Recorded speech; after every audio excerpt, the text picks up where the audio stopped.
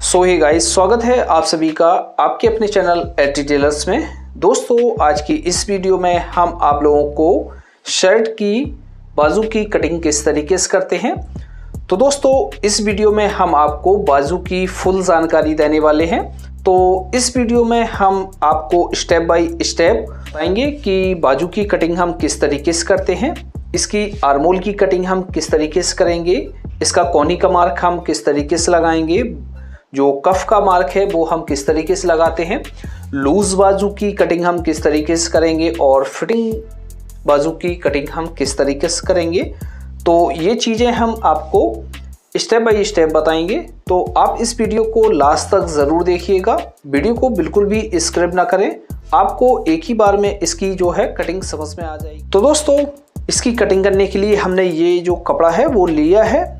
तो इस कपड़े को हम किस तरीके से फोल्ड करते हैं, सबसे पहले हम ये समझते हैं। तो दोस्तों, ये जैसे आप देख रहे हैं, ये हमारा कपड़ा है। बहुत से लोग इस तरीके से फोल्ड कर लेते हैं। फोल्ड करने के बाद बहुत से लोग क्या करते हैं कि कपड़े को इस तरीके से फोल्ड करते हैं।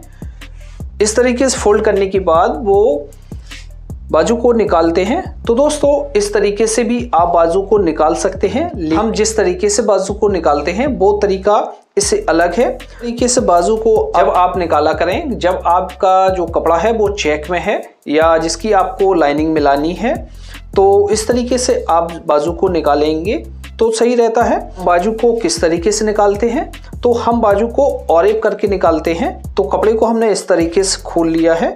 खोलने के बाद कपड़े को हम इस तरीके से औरेप करते हैं, यानी क्रॉस करके हम कपड़े को बिछाते हैं। कपड़े को औरेप कर लेते हैं तो कपड़ा हमारा इस तरीके से स्ट्रेचेबल हो जाता है। तो जैसे हम हाथ को आगे पीछे करते हैं तो हमें हाथ चलाने में कोई परेशानी नहीं होती है। तो इसलिए हम कपड़े को औरेप कर लेते हैं। तो दोस्तों, चलिए इसकी मार्किंग। तो सबसे पहले हम एक ऊपर से मार्क लगाएंगे। इस पटरी को लेने के बाद इस तरीके से हम इसको मिलाकर रखेंगे और यहाँ पर हम ऊपर से एक मार्क कर देंगे। मार्क करने के बाद दोस्तों, अब हम इसमें लंबाई का निशान लगाएंगे। तो दोस्तों, लंबाई का निशान हम किस तरीके से लगाते हैं, तो जैसे दोस्तों इसकी जो लंबाई है वो लंबाई है 22 इंच। तो दोस्तों, एक तरीका तो ये होता है कि आप जैसे लंबाई आपकी है 22 इंच, तो 22 इंच में आप डायरेक्टली इसमें सबसे पहले आप क्या करेंगे, 2.5 इंच माइनस कर लेंगे। तो इस तरीके से 2.5 इंच माइनस कर लेंगे और प्लस माइनस करने के बाद दोस्तों आधा इंच का मार्जिन हमारा ऊपर जाएगा और आधा इंच का मार्जिन हमारा जब कफ को हम अटैच करेंगे तो उसमें चला जाता है। तो इसमें हम 1 इंच प्लस करके निशान लगा लेते हैं। एक तो तरीका ये होता है और दूसरा तरीका जो हम आपको अपनी वीडियो में जो बताते हैं वो अक्सर इस तरीके से बताते हैं। जैसे आपकी जो बाजू है वो 22 इंच है, तो 22 इंच में हम क्या करेंगे, 1 इंच माइनस करके निशान लगाएंगे इस तरीके से। 1 इंच हमने यहाँ पर माइनस किया है। अब दोस्तों, इसमें हम जो कफ लगाएंगे वो कफ लगाएंगे हम 2.5 इंच चौड़ा। तो जैसे हमने 21 इंच लगाया हुआ है, तो 21 इंच में हम 2.5 इंच और प्लस कर देते हैं, तो हमारा ये 23.5 इंच आ जाता है। तो 23.5 इंच में हमारा क्या होगा दोस्तों, आधा इंच का मार्जिन हमारा ऊपर बाजू में चला जाएगा और आधा इंच का मार्जिन जब हम कप को अटैच करेंगे उसमें चला जाएगा। तो 1 इंच मार्जिन हमारा इस तरीके से कम हो जाता है। और दोस्तों, जो आधा इंच का मार्जिन हमारा बचता है, तो जब हम ये बाजू बनाकर तैयार करते हैं तो इसको हम कट कर लेते हैं, उसके बाद ही हम कफ को लगाते हैं। तो इस तरीके से हमारा जो आधा इंच का मार्जिन है वो एडजस्ट हो जाता है। हम इस वाले मार्क को सीधा कर लेंगे। तो इसको हम किस तरीके से सीधा करेंगे, तो इस तरीके से हम पटरी को रखेंगे। रखने के बाद दोस्तों, आपको इस पटरी को यहाँ से सीधा मिलाकर नहीं रखना है, आपको कम से कम यहाँ पर 1.5 इंच से लेके 2 इंच तक इस तरीके से पटरी को रखना है और क्रॉस में आपको मार्क करना है।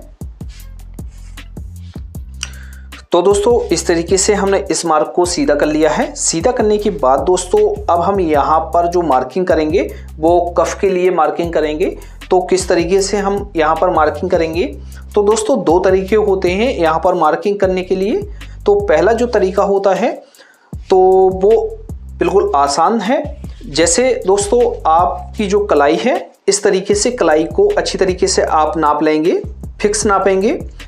तो जितनी भी आपकी कलाई आ रही है तो उस कलाई का आप आधा करेंगे। जैसे हमारी जो कलाई आ रही है वो 7 इंच आ रही है, तो इसका हम आधा करेंगे तो वो हमारा हुआ 3.5 इंच।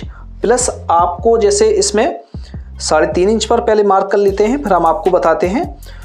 और प्लस जैसे आपको इसमें प्लेट्स डालनी है तो आप जो मार्जिन इसमें ऐड करेंगे वो 4 इंच का करेंगे। और जैसे आपको प्लेट्स नहीं डालनी है तो आप इसमें जो मार्जिन करेंगे वो 3.5 इंच का ऐड करेंगे।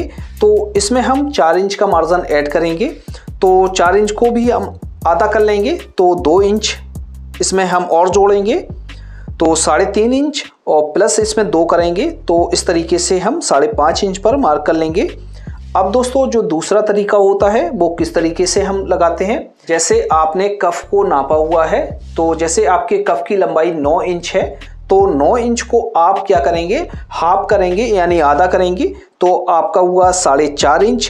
प्लस आप इसमें 1 इंच का मार्जिन ऐड करके निशान लगा लेंगे, तो इस तरीके से आपका 5.5 इंच आएगा। इस तरीके से भी आप निशान लगा सकते हैं। आर्मोल का निशान लगाएंगे तो आर्मोल का निशान हमारा किस तरीके से लगता है। तो आर्मोल का जो निशान है वो सीने का 1/4 भाग करके लगाया जाता है। अब दोस्तों ये तो आपको पता हो गया। और जैसे आपको फिटिंग में आर्मोल रखना है तो आप क्या करेंगे, सीने का 1/4 भाग करेंगे और आधा इंच माइनस करके फिटिंग का निशान लगा लेंगे। और जैसे आपको लूज में पहनना है तो आप पूरा निशान लगाएंगे। और दोस्तों जैसे ज़्यादा ही हैवी साइज का आपका आर्मोल है तो उसका फार्मूला थोड़ा सा अलग होता है।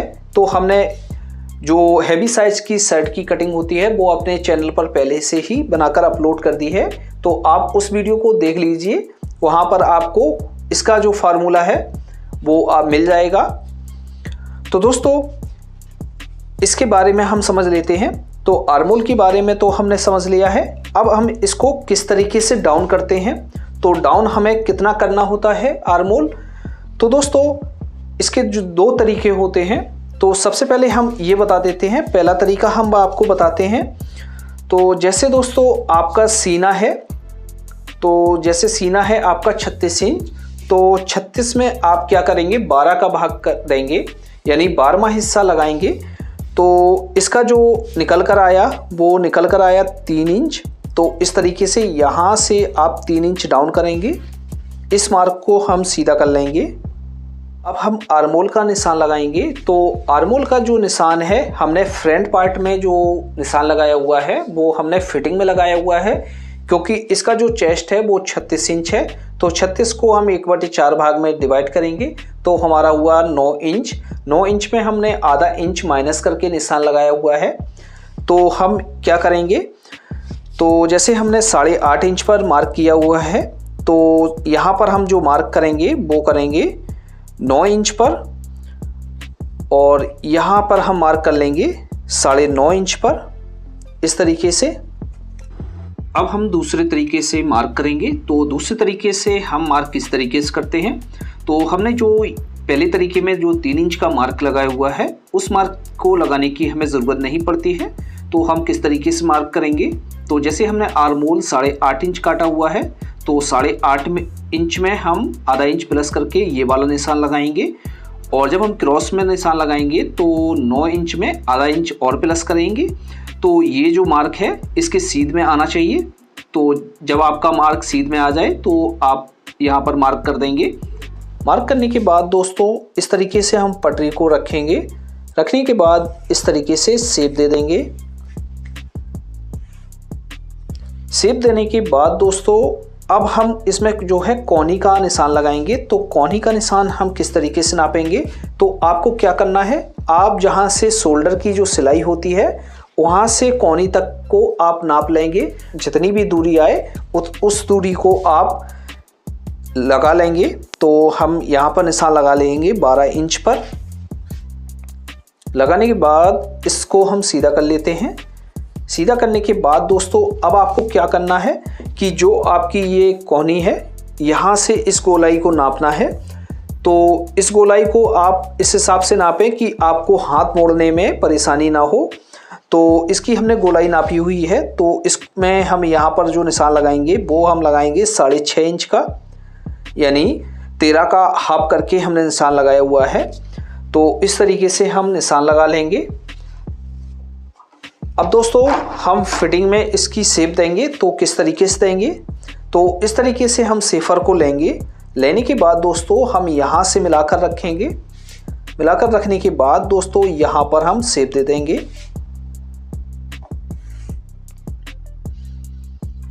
जैसे दोस्तों आपको लूज में यहाँ रखना है तो आप इस तरीके से पटरी को लेंगे और लेने के बाद इस तरीके से मार्क कर देंगे। तो इस तरीके से तो आपका लूज में मार्क लग जाएगा, लेकिन हमें जो रखना है फिटिंग में रखना है।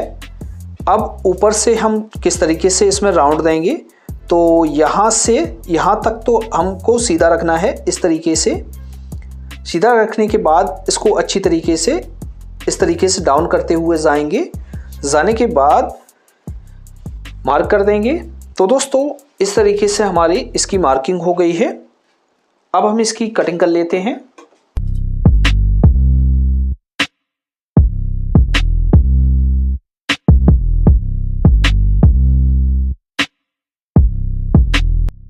इस तरीके से काटेंगे, तो इसको हम साइड में रख लेते हैं। अब ये जो हमारा बचा हुआ कपड़ा है इसको हम पलट कर बिछाएंगे। तो इस तरीके से हम कपड़े को पलट कर बिछा लेंगे। बिछाने के बाद दोस्तों ये जो पार्ट हमने कट किया हुआ है इसको हम क्या करेंगे, इसको हम इस तरीके से बिछाएंगे।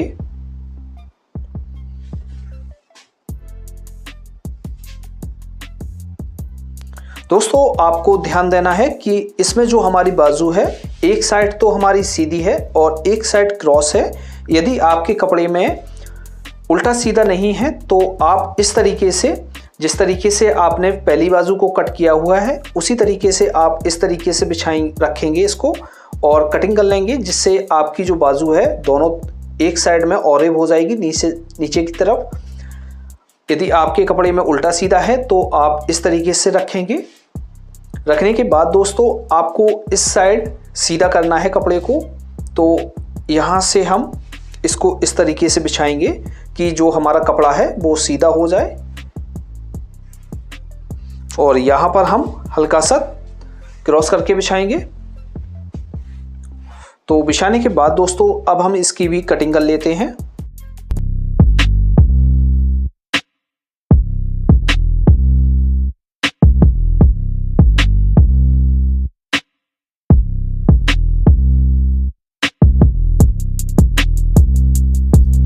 तो इस तरीके से हमारी बाजू की कटिंग हो गई है। जैसा कि आप देख रहे हैं दोस्तों, इस साइड हमारा देखो बिल्कुल सीधा कपड़ा है, कोई हमारा यहाँ पर खिंचाव नहीं हो रहा है।